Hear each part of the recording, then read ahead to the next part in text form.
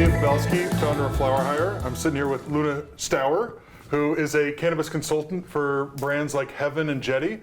And we're here with a nice little sunset sesh to talk about the California cannabis industry. Yeah, Thanks for coming. Thank you so much for having me. I love being down here, the Bay in LA. There's so much cannabis connection, so it makes a lot of sense. Well, I'm glad you say that, because people say that there's two states in California, True. the NorCal and SoCal, and they don't really mesh, but you've been able to transcend those quote-unquote boundaries in the cannabis industry. How is that? Well, it's easy. First of all, California is just one big state that is really broken up into different economic and cultural differences, but the beauty of cannabis is it transcends all of that. Well, I mean, it breaks down barriers. It actually lets people see eye to eye and relate to the human condition, unlike anything else. That's for sure. So rewind it back for a second. Cannabis has been part of your life for a long time, right? Forever. As long as you can remember, right? Grew up in Oakland, were around it early, was part of the game in some way early on, actually went to college, became a teacher, and then found yourself back in cannabis, right? During the Prop 215 days, right? Yeah. So talk to me about the last 6 years of your cannabis journey. It's been so fun. I mean, it's education. It's the same exact thing in the same way that I was teaching, middle schoolers. It's like you're trying to bridge a gap between something that we internally and ancestrally know through, thousands of years of, actually evolving with this plant. The endocannabinoid system has evolved with this plant of ours and our animals and our pet friends. It's a relearning of something that is our birthright. And also just born and raised in NorCal, like that's how, I grew up trimming, we grew up, growing it, selling it, transporting it. It put me through grad school, it put me through undergrad. And it's allowed a lot of friends of mine who are single moms to have access to resources because it is so usable. You can use every part of the plant through and through, multiple passes, something for grandma's knee, something, to get through a hard anxiety attack, something to, take a bath and relax into. It's endless. And that's why this industry is so robust, is because it's never ending niches, and there's new people to be converted from that fear-mongering stigma every day into the fold. And so it was a really easy transition to go from education of children to education of adults, because really we're all just children inside. We all have pain, we all have anxiety, especially in the modern condition. It's been interesting to infuse some professionalism and sophisticated kind of hard skills into something that's traditionally just been nepotism, whoever you knew. Right. It was more working class, it was more, it was tribal, it was underground. You didn't want to advertise who you were, what you were doing, or that you were making money whatsoever. California's evolved from the days of underground to the medical days, which is kind of semi-underground, to now the recreational market. And then you've seen operators in all different parts of the industry, some that were around in the medical days that haven't been able to survive in the legal days, some that did make the transition into the modern rec world of California cannabis. But what are the biggest challenges for operators that have been hustling in cannabis for so long to survive now? That's the hot question. And first, I wouldn't say we've evolved. I would say we've devolved, because we had a really robust, thriving, rich, diverse, and very large and very lucrative and generally very safe market, underground market, traditional market. And so there were tens of thousands of businesses, mom and pop businesses, that were very sustainable and had tons of people employed. And now we've actually completely catastrophically eliminated that. We're at 5 to 10% of what we used to be. So if you're going to tax the hell out of something to the point where people in California are already paying more income tax and more taxes on sales than anywhere else in the country, and they're already pretty libertarian and anti-government in general, we're pretty leftist, no pun intended. And so we already are overtaxed and pissed off. And so on top of it, you're now going to tax something that you used to get next door without any tax. Now you're gonna have to drive down to the store, wait in line, talk to someone you don't relate to, and pay 3 times as much for something that may not even be as high quality as it used to be. It's maddening, and we're losing habitual users that have been involved in it for a long time. You might be gaining new users entering the market because now they just feel safe to go into a store that they recognize the retail experience for.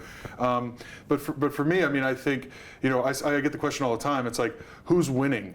Right? Are the heads winning? Are the suits winning? Are what's actually happening out there? And I know you have strong opinions on this. Me too. For me personally, I think what I found is that authentic companies that understand the value of the plant, that are mission driven, and their mission is around access and high quality, where you find in a company like that that marries people that have been involved in the plant from a lifestyle standpoint for decades with new entrepreneurs who have skills to bring to the table, and there's a cohesiveness and an understanding between them. Those are powerful. Absolutely. Right? So I think it's the combo of both those worlds that is winning, and not one or the other.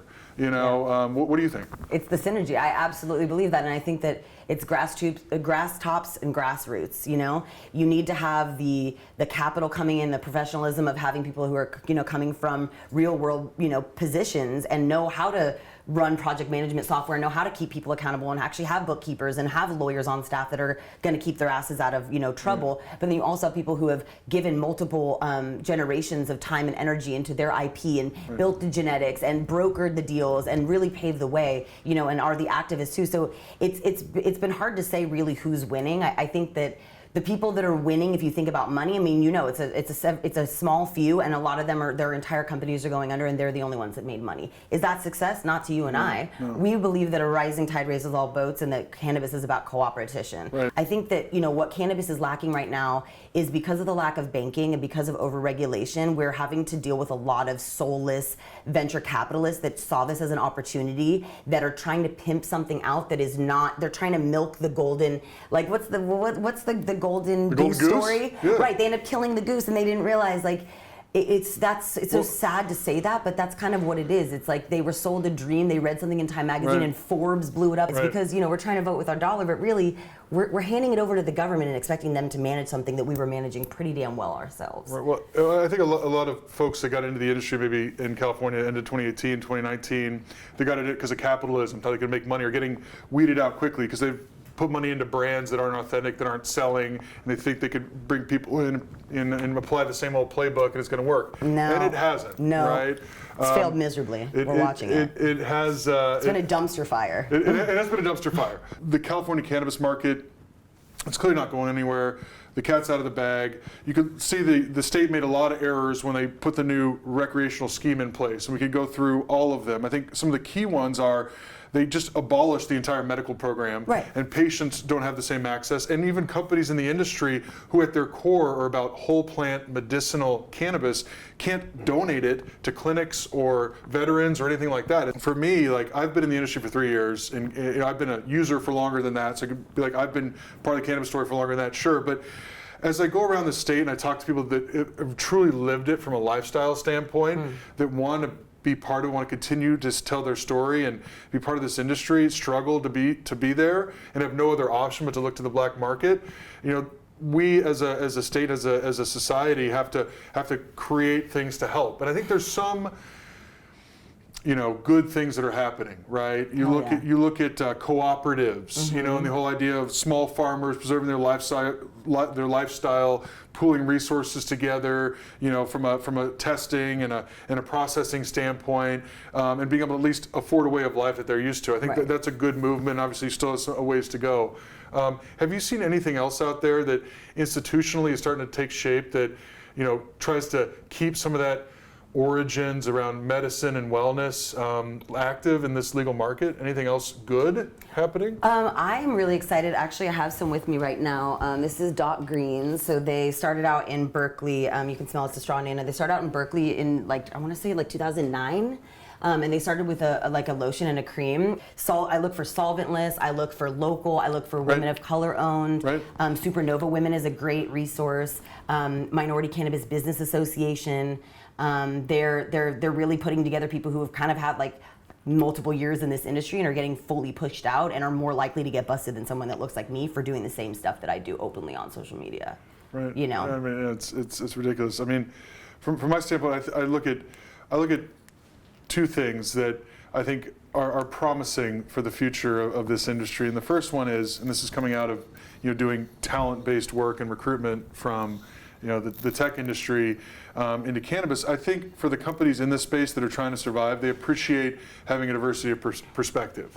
Women, people of color, minorities, LGBTQ. They want a diverse leadership team around them. And I think there's challenges. I think from a a founder standpoint and the folks that are raising money still being overwhelmingly white male. Yep. But I do think there's a consciousness, maybe it's obviously because of the plan, obviously because of it's 2020 and society is woke, right? That I think that's refreshing, that when I talk to founders about building their company, what's important to them, they seem to value that authentically.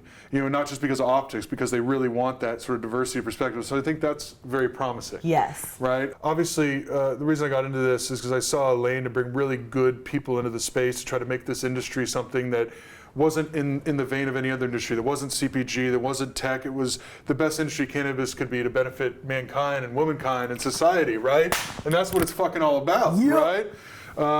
But at the end of the day, I think there's, the realities of running a business is you have to look for, companies that can pay you. You understand this as a consultant, right? Do you know any of those? There's a few, not Talk to me after the show. You know less and less, right? But I also I try to make it about trying to help people generally, giving them answers, giving them insight, how to break into this industry. You're great about that. And obviously, we have a long way to go still to do our part. And as a business, we're talking to Last Prisoner Project next week. Yes. And I think that mission of getting people out of incarceration for cannabis-related offenses and records expunged is fantastic. All of us are none of us are free, and so all of us are free. Right. So we're going to donate a percentage of our proceeds and do a pledge with them, and even try to push that out to some of our clients. Yes, if they can please, afford yeah, us, yeah. they should be thinking about that as well, Yep. right? Because we want to be part of the solution. But what a day! Such a pleasure to sit with you and talk with you, because you see we both have such a bird's eye view. It's funny when I talk to people in the industry, they're always like, "What are you seeing?" Because they're like in their own little fiefdom, like in their own battle of day to day, and then they're like, "Here's a guy that has a different perspective. What are you seeing?" And when I say it's all going to be okay, I can hear them taking a deep breath, literally, and be like, "That's good." And I do think running a legal cannabis company is the toughest job in the fucking world that mankind has ever conceived right now, and there's a ton of resolve in most people to make it work. I love working with brands and getting them off the ground. I love storytelling and messaging. Really, I come from a PR and communications background. So off top, that just spans everything around messaging and forward-facing, go-to-market strategies and consumer packaged goods. Everything around packaging and creative direction. You can go on my website lunastower.com and see a suite of services, but really a lot of high-level connections too. I just know so many people, and if there's a problem, I can figure out a way to get it solved. I work with Champs, who's doing trade shows and events. Heaven, that's doing education and trust reviews online around CBD and cannabis products. That's a great platform. Yeah, it's a beautiful platform. We love it. And Jetty, who's just staying strong and being the badass pioneer in California cannabis. They're going to be around forever. They're still part of the family. I really love working with folks from other states. I just get on calls with them. I just do kind of advisory calls, and I put on parties and events, and I sit on panels. So I just love doing anything that's really education based or market research. I'm doing a lot of projects right now where I get to basically launch and formulate brands, which is crazy because I use cannabis. So it's fun to manifest my future through these brands, and everyone's been really happy. So I feel blessed. You living your best life? Living my best life, Oakland to LA. Thank you. Back to the Bay tonight. There you go. Boom. Thanks, y'all. Okay.